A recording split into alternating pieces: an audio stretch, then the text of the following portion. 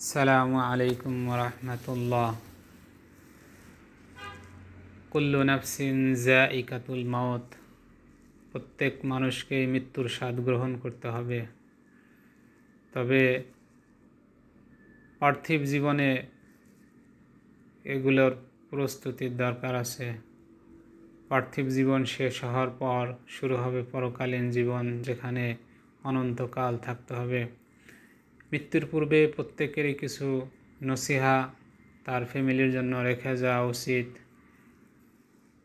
অতএব মৃত্যুর পূর্বে কি কি নসিহা উচিত সে ব্যাপারে কিছু আলোচনা রাখছি। আমার মৃত্যুর খবর শুনলে পড়বেন ইন্না লিল্লাহি ওয়া ইন্না ইলাইহি রাজিউন। সবাইকে আমার মৃত্যুর খবর বলবেন না। মেয়েদের ক্ষেত্রে আমার মৃত্যুকে অকাল মৃত্যু বলবেন না, কারণ আমি আমার নির্ধারিত রিজিক ভোগ করে ফেলেছি। ভিডিওটি না টেনে শেষ পর্যন্ত দেখুন। ভিডিওটি ভালো লাগলে সাবস্ক্রাইব করতে পারেন, লাইক কমেন্ট শেয়ার দিতে পারেন, এতে আপনি অশেষ সওয়াবের অধিকারী হবেন। আমাকে নিয়ে বিলাপ মাতম করবেন না, কারণ এটা সুন্নাহ বিরোধী কাজ। আমার মৃত্যুর পর চল্লিশা মিলাদ কুলখানি করবেন না, কারণ এটা স্পষ্ট বিদাত। যারা আমার মৃত্যুর খবর শুনবেন বা যারা আমার মৃত্যুর সময় থাকবেন, তারা আমার জানাজায় উপস্থিত হওয়ার চেষ্টা করবেন। আমার লাশ মাহরাম ছাড়া অন্য কাউকে দেখাবেন না। আমার লাশকে ইসলামী শরিয়াত অনুযায়ী সুন্দরভাবে গোসল করিয়ে দেওয়ার ব্যবস্থা করে দিবেন। লাশ দাফনে ইসলামী রীতিনীতি অনুযায়ী করবেন, সমাজের নয়। যথাসম্ভব আমাকে দাফন করে দিবেন। আমাকে কবরস্থ করার পর সেখানেই কিছুক্ষণ থাকুন আর পড়ুন আল্লাহুম্মা সাব্বিত হু, আল্লাহুম্মা সাব্বিত হু।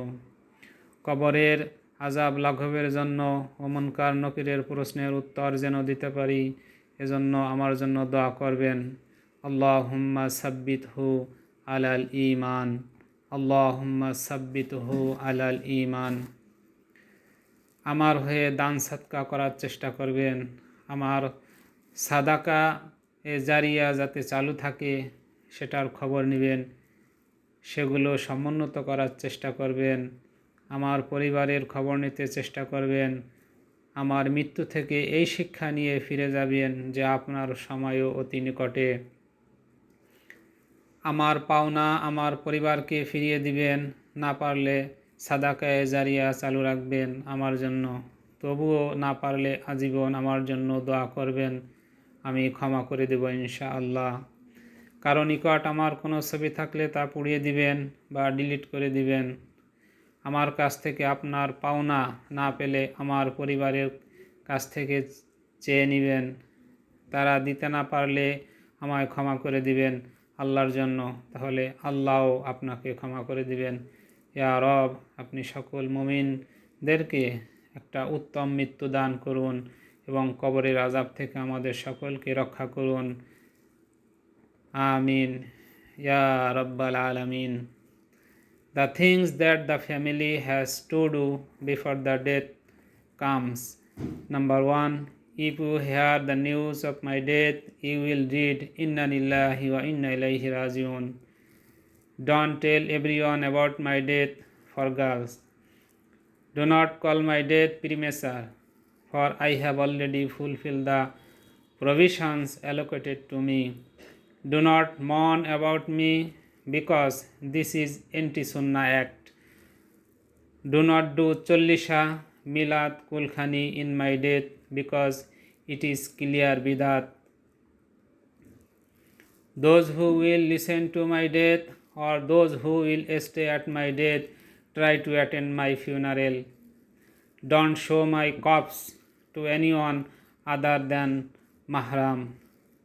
Please arrange to give my dead body a nicely bath according to the Islamic Sharia. Do it according to Islamic rituals to bury the dead body, not the society. Please bury me as much as possible or as soon as possible. Stay there for a while after burying me and read Allahumma sabbithu, Allahumma sabbithu, Pray for me so that I can answer the question of Munkar Nakir for the punishment of the grave. Allahumma sabbithu alal iman. Donate on behalf. Donate on my behalf. If my Sadaqah Zaria is on, please check it out. Try to complete them. Take care of my family if it possible. Go back with this lesson from my death that your time is too close. Give back my debt to my family. If you cannot, then keep Sadaqah Zaria on for me. But if you cannot, then pray for my forever. I will forgive you, inshallah.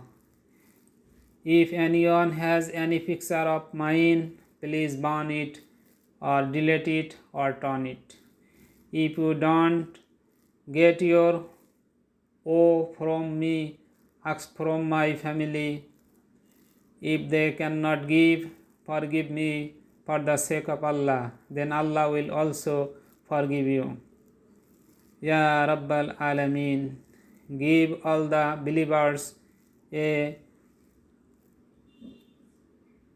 unique death and protect us from all the punishment of the grave. Amin. Ya Rabbal Alameen. Ama tawfiqi illa billah. Spread the news, everyone, for the Muslim Ummah.